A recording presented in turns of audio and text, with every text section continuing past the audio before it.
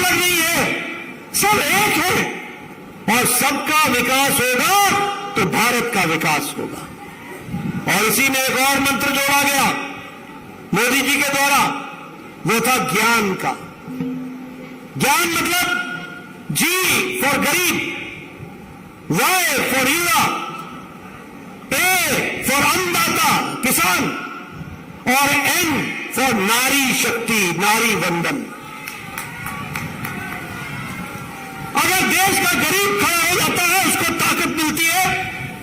चिलग्गू कहते थे, आज मोदी जी के नेतृत्व में भारत की अर्थव्यवस्था कोरोना की चपेट के बाद और यूक्रेन के युद्ध के पश्चात भारत ने एक लंबी छलांग लगाई और 11वें स्थान से छलांग लगाकर आज 5वें नंबर की अर्थव्यवस्था बन गया, 5वें नंबर।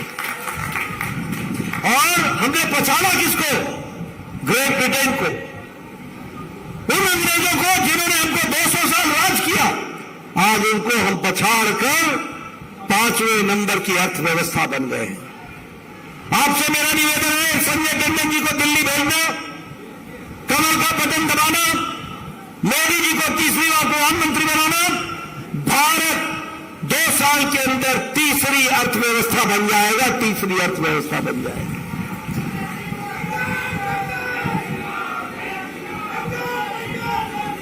आज आपको खुशी होगी जानकर, भारत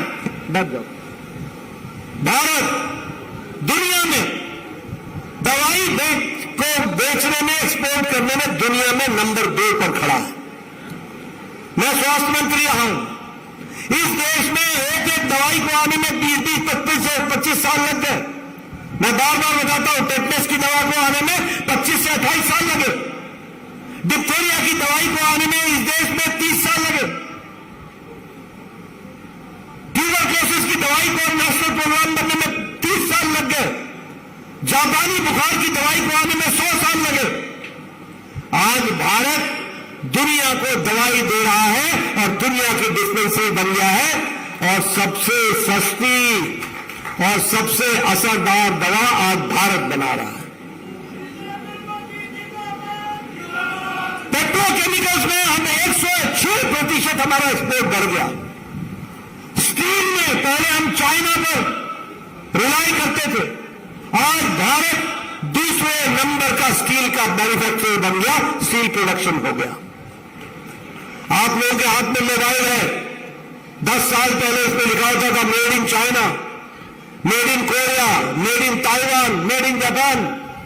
आज आपके मोबाइल पे लिखा है मेड इन इंडिया।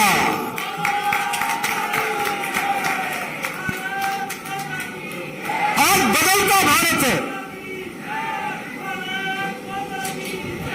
कोरोना में दुनिया, चाहे विकासशील देश हो या विकसित देश हो, मुसीबत में थे। अमेरिका तय नहीं कर पाया कि लॉकडाउन लगाए कि नहीं लगाए। यूरोप तय नहीं कर पाया, ये तय नहीं कर पाए कि जान महत्वपूर्ण है कि अर्थ महत्वपूर्ण है। लेकिन मोदी जी के नेतृत्व में मोदी जी ने कहा जान है तो जहान है। और 2 महीने लॉकडाउन लगा करके देश को तैयार किया कोरोना से लड़ने के लिए। हमारे पास बिस्तर नहीं थे, आईसीयू बेड नहीं था, ऑक्सीजन नहीं था, दवाई नहीं थी, हॉस्पिटल में व्यवस्था नहीं थी। 2 महीने लॉकडाउन लगाने के बाद देश को तैयार किया और फिर मोदी जी ने कहा जान भी है और जहान भी है। दुनिया ने लीडरशिप मानी कि अगर किसी ने कोरोना को, जिसके बारे में कोई नहीं जानता था, तो वैक्सीन बनाकर और 220 करोड़ डबल डोज साथ में बूस्टर लगा करके 140 करोड़ के देश को बचाने का काम किया, तो मोदी जी ने किया। और ये कांग्रेसी ये क्या बोलते थे कि इसका ट्रायल नहीं हुआ है, ट्रायल, और खुद चुपके जाके मोदी टीका लगवाते थे, चुपके। कभी किसी कांग्रेसी नेता ने ट्वीट नहीं किया कि मैं भी आज वैक्सीन लगा के आया हूं। कभी किसी ने ट्वीट नहीं किया। और आपको बोलते रहे कि इसका क्लिनिकल ट्रायल नहीं हुआ है, क्लिनिकल ट्रायल नहीं हुआ है, पूरा ट्रायल नहीं हुआ है, और खुद जाकर के वैक्सीन लगाते रहे। लेकिन प्रधानमंत्री मोदी जी ने अपने कुशल नेतृत्व के कारण 140 करोड़ देश को बचाया और वैक्सीन मैत्री में 100 देशों को वैक्सीन पहुंचाई, 48 देशों को मुफ्त में वैक्सीन पहुंचाई। ये भारत है, ये बदलता भारत है। आज भारत मांगने वाला भारत नहीं है, आज भारत देने वाला भारत हो गया है, देने वाला भारत हो गया है। अभी अभी चर्चा कर रहे थे रिपोर्ट कार्ड की। ये रिपोर्ट कार्ड की राजनीति भी मोदी जी लेकर के आए। इसके पहले कोई रिपोर्ट कार्ड नहीं रखता था। आज हम कह सकते हैं गांव, गरीब, वंचित, पीड़ित, शोषित, दलित, युवा, किसान, महिला, इनको ताकत अगर किसी ने दी तो मोदी जी की नीतियों और कार्यक्रमों ने दी है। आज बताइए, सारे गांव पक्की सड़क से जुड़ गए कि नहीं जुड़ गए? जुड़ गए कि नहीं जुड़ गए? प्रधानमंत्री ग्रामीण सड़क योजना, लाखों किलोमीटर सड़क बनी। आप बताइए, अभी अभी मल्होत्रा जी बता रहे थे ऑप्टिकल फाइबर कितने गांव में पहुंच गया भाई मल्होत्रा जी? 5,25,000 किलोमीटर गांव में ऑप्टिकल फाइबर पहुंच गया। ऑप्टिकल फाइबर लगभग 2 लाख गांवों तक कॉमन सर्विस सेंटर पहुंच गया। जो कांग्रेसी ये बोलते थे भारत तो अनपढ़ है, यहां तो डिजिटल चलेगा नहीं, इसका कोई उपयोग नहीं है, ये डिजिटल ट्रांजैक्शन कैसे होगा? आजकल सब्जी वाला भी डिजिटल ट्रांजैक्शन करता है, सब्जी वाला भी। आजकल जगह जगह पर, और तो और छोड़िए, आपके घर में जो आपके अखबार भी खरीदने आता है वो भी डिजिटल ट्रांजैक्शन करता है। ये बदलता भारत है और ये विकास की ओर जाने वाला है। गांव को मजबूत किया, गरीब को मजबूत किया।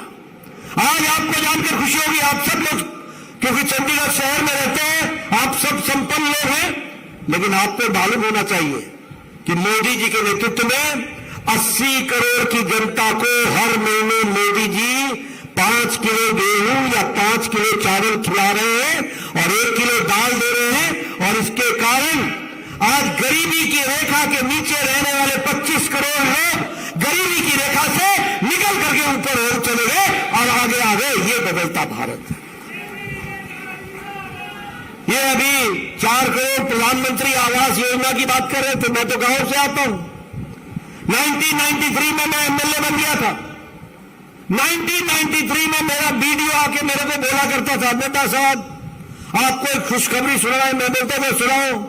बोला आपको इस साल एक पंचायत में 2 इंदिरा आवास के घर मिले हैं, बताओ किसको दूं? मैं बोलता था तू रख ले भाई, 1 अनार 100 बीमार, मैं कहां बांटूंगा? 2 घर, इंदिरा आवास योजना, इंदिरा आवास योजना। और प्रधानमंत्री मोदी जी ने 4 करोड़ पक्के घर बना करके दिए। 4 करोड़, एक पंचायत में 40-40 घर, 50-50 घर बन रहे। ये बदलता भारत। और कैसे घर? Drawing room, bedroom, kitchen, toilet और साथ में गैस का सिलेंडर। और आगे प्रधानमंत्री मोदी जी ने कहा है 3 करोड़ नए घर बनेंगे, 3 करोड़ घर नए घर बनेंगे। और अब सिलेंडर की जरूरत नहीं पड़ेगी, पाइप से गैस का कनेक्शन गांव-गांव पहुंचाया जाएगा और सस्ता गैस पहुंचाया जाएगा। मैं एक बात और बताना चाहता हूं, प्रधानमंत्री जी ने तय किया है प्रधानमंत्री सूर्य हर घर मुफ्त योजना। हर घर की छत पर सौर ऊर्जा लगेगी, आपका बिजली का बिल 0 हो जाएगा और जो बची हुई बिजली आपके खर्च से बचेगी उसको सरकार खरीद लेगी, आपके आमदनी का जरिया बनेगा। इस तरीके से योजना बन रही है। मैं आपके सामने आयुष्मान भारत की भी बात करना चाहूंगा। आयुष्मान भारत ये दुनिया का सबसे बड़ा हेल्थ कवर है, दुनिया का सबसे बड़ा हेल्थ कवरेज। आजकल स्वास्थ्य के जगत में चर्चा होती है universal health coverage, universal health coverage.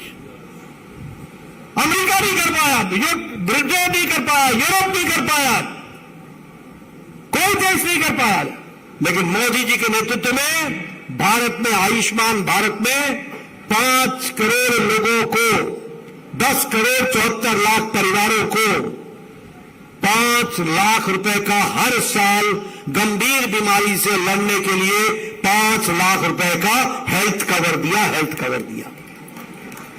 और कौन लोग नहीं है, ये गरीब लोग हैं, रिक्शा वाला, ठेला वाला, रेहड़ी वाला, फेरी वाला, सब्जी वाला, बस का ड्राइवर, कंडक्टर, ट्रक का driver, cleaner, lift man, hotel में काम करने वाला वेटर, सैलून में बाल काटने वाला बार्बर, रैक पिकर जो कूड़ेदान से प्लास्टिक इकट्ठा करता है, ऐसे गरीब लोगों को मोदी जी ने 5 लाख रुपए का हेल्थ कवर दिया, 5 लाख रुपए का हेल्थ कवर। मैं और एक खुशखबरी आपको सुनाना चाहता हूं। संजय टंडन जी को चुनाव जिता के भेज देना, मोदी जी तीसरी बार प्रधानमंत्री बनेंगे। इस देश में 70 साल से ऊपर की कोई भी बहन, 70 साल से ऊपर का कोई भी बुजुर्ग, किसी भी जाति का, किसी भी धर्म का, किसी भी इलाके का, किसी भी आमदनी का, गरीब हो या अमीर, सबको प्रधानमंत्री जी ने आयुष्मान भारत में 5 लाख रुपए का कवर देना है, 5 लाख रुपए का।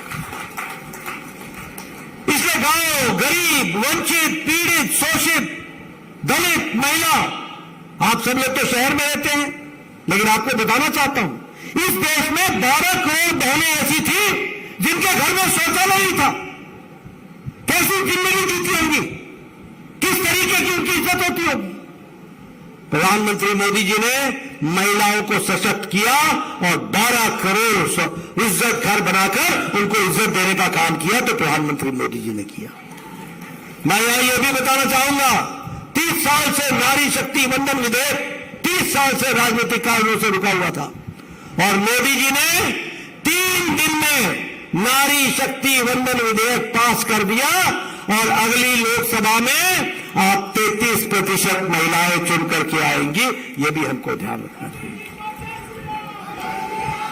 इसलिए विकास के नए नए काम हर दृष्टि से चले और उनको आगे बढ़ाने का काम किया गया। अभी संजय टंडन जी बोल रहे थे, आपकी मदद की जरूरत पड़ेगी, आपकी मदद की जरूरत पड़ेगी, लाल डोरा, ये वो टैक्स। मैं एक ही बात बोलता हूं, आपको मेरी जरूरत पड़ेगी तो मैं तो रहूंगा ही, लेकिन आपको किसी की जरूरत नहीं पड़ेगी, इनकी जरूरत पड़ेगी, इनका आशीर्वाद मिल जाए, बाकी सब हम देख लेंगे। इस बात का हम आपको विश्वास दें। और विकास के बारे में इन्होंने बताया कि किस तरीके से, आपको एक ही बात बता देना चाहता हूं, आपके यहां इंटरनेशनल एयरपोर्ट तो आ गया, लेकिन अभी अमृत भारत में आपका रेलवे स्टेशन पर 550 करोड़ रुपए खर्च होंगे, और आप एयरपोर्ट और रेलवे स्टेशन में अंतर नहीं कर पाओगे, ये आपको मैं बताना चाहता हूं। ये विकास हो रहा है। पीजीआई को 900 करोड़ रुपए दिया गया था उसके डेवलपमेंट के लिए, नया कैंपस दिया गया है। इसलिए विकास के बारे में हमारे विरोधी भी नहीं बोलते, वो भी मानते हैं कि विकास के बारे में तो विकास के चैंपियन है तो मोदी जी हैं, विकास के चैंपियन है तो भारतीय जनता पार्टी है, ये लोग मानते हैं।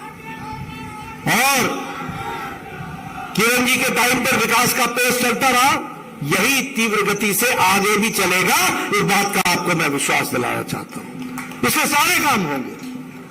पर मैं एक बात जरूर बताना चाहूंगा, मैंने अपने बारे में, अपनी पार्टी के बारे में तो बता दिया, अपने नेता के बारे में भी बता दिया, लेकिन हम लड़ किससे रहे ये भी तो बताना जरूरी है। पता तो होना चाहिए कि लड़ किससे रहे, कौन है, कौन सी पार्टी है।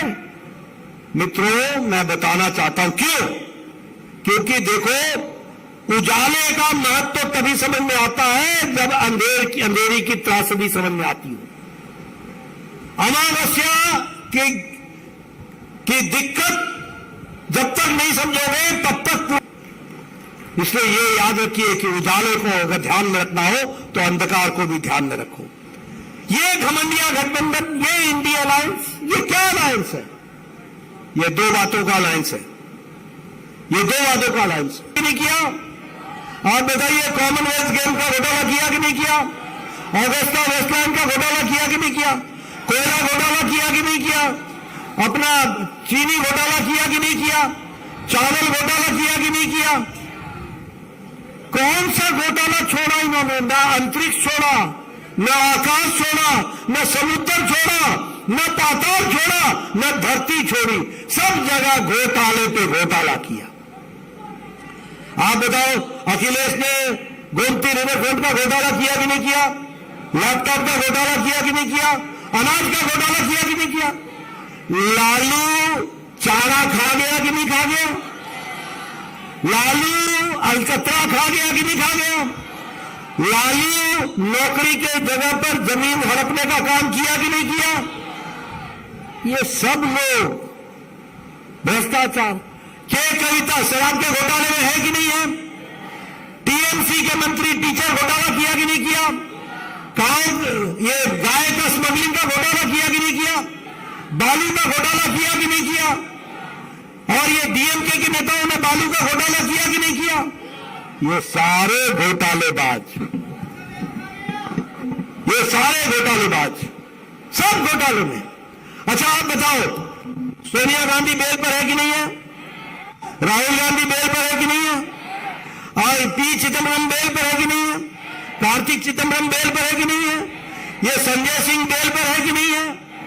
ये सारे बेल पर है, सारे बेल पर। आप बताइए, आज ही आए अरविंद केजरीवाल ने, तो वो भी जेल में थे कि नहीं थे?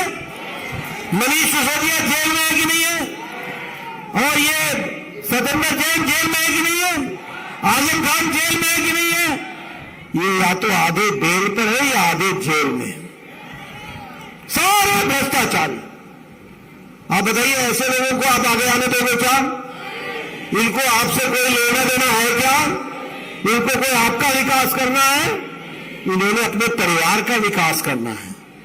आजकल बोलते बेरोजगारी हो गई, बेरोजगारी हो गई। मैंने कहा बिल्कुल तुम्हारी बेरोजगारी हो गई है, आप बेरोजगार हो गए, आप बेरोजगार हैं। मित्रों, मैं आपसे एक निवेदन करने आया हूं। समय की मांग है कि हम देश के विकसित भारत के संकल्प को पूरा करें। मैं बहुत सी बातें आपसे कर सकता हूं, आपका समय ज्यादा नहीं लेना चाहता हूं। ये पहले जाति के नाम पर लड़ते थे, फिर धर्म के नाम पर लड़े, आजकल चमड़ी के नाम पर लड़ने लगे। आप बताइए, मैं आपके सामने बताना चाहता हूं, ये राहुल गांधी संविधान की किताब लेके घूमता है। मैंने कहा कई बार कि भैया इसको पढ़ भी तो ले, ये घूमता ही रहता है। बाबा साहब अम्बेडकर ने साफ कहा कि धर्म के नाम पर आरक्षण नहीं होगा। There will be no reservation on the basis of religion. धर्म के नाम पर नहीं होगा। कॉन्स्टिट्यूएंट असेंबली में सब लोगों ने चर्चा करने के बाद यह फैसला कर लिया और संविधान में लिखा हुआ है। और ये और इनकी सरकारें आंध्र प्रदेश में, कर्नाटक में दलितों का हिस्सा मारकर, ओबीसी का हिस्सा मार के, हमारे ट्राइबल भाई का हिस्सा मार करके ये मुस्लिम तुष्टीकरण में वह रिजर्वेशन देने का काम कर रहे हैं। बोले ऐसा होना चाहिए क्या? जरा जोर से बोले, ऐसा होना चाहिए क्या? ये पहले धर्म के नाम पर बातें। अभी वो पित्रोदा साहब है, वो राहुल गांधी के सिपह सलार है। दुनिया में कहीं भी जाए तो साथ में होता है सैम पित्रोदा। उसने क्या कहा? भारत एक ऐसा देश है जिसमें पूर्वोत्तर में जो रहते हैं उनकी चेहरे चाइनीज जैसे दिखते हैं, जो पश्चिम में रहते हैं वो अरबी दिखते हैं, जो उत्तर में रहते हैं वो अंग्रेज दिखते हैं, और जो साउथ में रहते हैं वो अफ्रीकन दिखते हैं। यानी अब चमड़ी के आधार पर भेद करोगे क्या? देश को बांटोगे क्या? ये इस तरीके की भाषा बोली जानी चाहिए क्या? हम अपने भारतवासियों को ऐसे बोलेंगे क्या कि चीनी दिखते हो, अरबी दिखते हो, अफ्रीकन दिखते हो, अंग्रेज दिखते हो?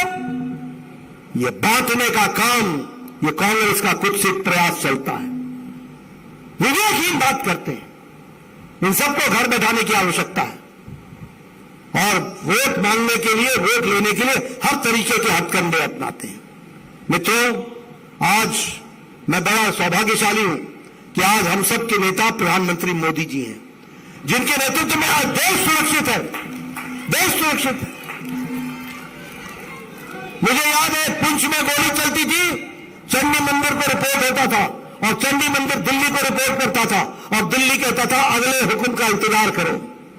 जब से मोदी जी आए हैं हुक्म हो गया है, कहीं भी बॉर्डर पर गोली चले, जहां से गोली चले उसको जब तक शांत न कर दे तब तक वापस ना आना, इस बात को कहा है।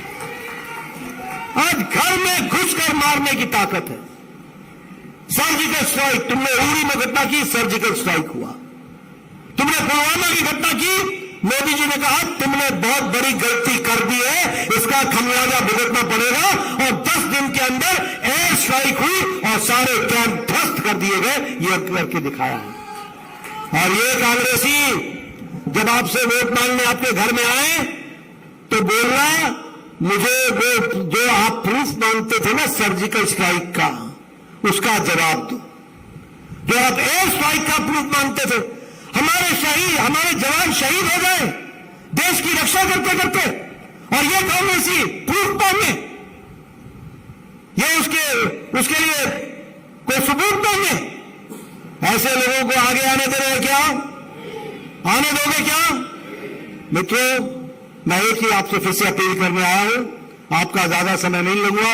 इंद्र देवता भी खुश हुए हैं, उन्होंने भी आपको आशीर्वाद दिया है और आगे और देंगे। आप संजय टंडन जी को आप आशीर्वाद दें और 1 तारीख को कमल के निशान पर आप बटन दबाएं। पहले मतदान फिर जलपान, सुबह सुबह जाकर के मतदान दें। आपने मेरी बात सुनी, बहुत बहुत धन्यवाद। जय भारत, जय। बहुत बहुत धन्यवाद माननीय अध्यक्ष जी। मैं निवेदन करूंगा चंडीगढ़ के वरिष्ठ नेता व पूर्व अध्यक्ष भाई अरुण सिंह जी से कि वो आए और हमारे राष्ट्रीय अध्यक्ष जी का और आप सबका धन्यवाद करें। श्री अरुण सिंह जी।